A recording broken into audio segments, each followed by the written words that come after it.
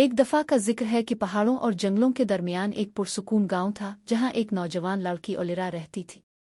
वो आम लड़कियों की तरह नहीं थी।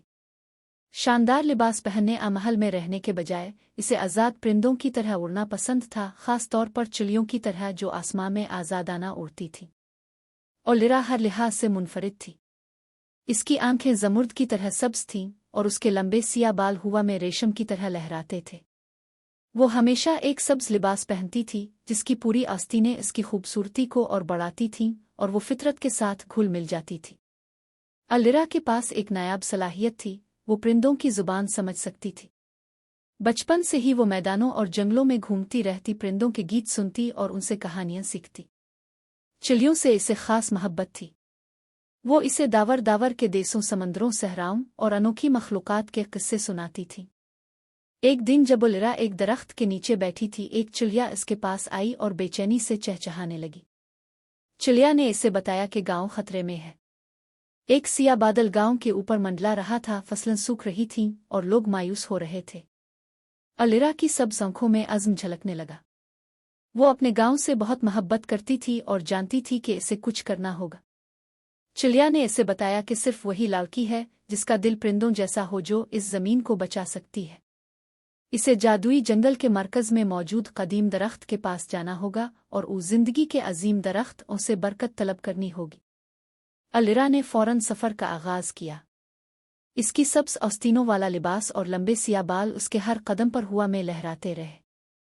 चिड़िया इसके कंधे पर बैठी इसे रास्ता दिखाती रही। रास्ते में इसे कई जानवरों की मदद मिली। एक अक्लमंद उल्लू ने इसे रात के अंधेरे में रास्ता दिखाया, एक चालाक लूमड़ी ने खुफिया रास्ते दिखाए और एक नर्म मिजाज हिरन ने इसे दरिया पार करने में मदद दी। बिलाखिर ओलिरा उस जिंदगी के अजीम दरख्त के पास पहुंच गई। वो दरख्त कदीम और जादुई था, इसकी शाखें आसमान तक फैली हुई थीं और उसकी छाल पर रोशनी बखेरने वाले निशान थे। ओलिरा ने दरख्त के सामने घुटने टेक दिए। इसकी सब्ज आंखों में उम्मीद की झलक थी। इसके सिया बाल इसके कंधों पर गिरे हुए थे और उसका सब्ज लिबास हुआ में हल्के से हल रहा था। दरख्त ने गहरी और सुकून भरी आवाज में कहा, शहजादी ओलिरा, तुमने बहादुरी और मेहरबानी का मुजाहरा किया है। तुम्हारा दिल साफ है और तुमने जंगल के तमाम मखलूकात के साथ हमदर्दी दिखाई है। मैं तुम्हें वो ताकत देता हूँ जो तुम्हारे गांव को दोबारा जिंदा कर सकती है। दरख्त की बरकत से भरपूर होकर ओलिरा गांव वापस आ गई। जैसे ही वो पहुंची, चिड़ियां खुशी में उसके अर्द गिर्द चहचहाने लगे। ओलिरा ने गांव के चौक में खड़े होकर अपने बाजू आसमान की तरफ बुलंद किए।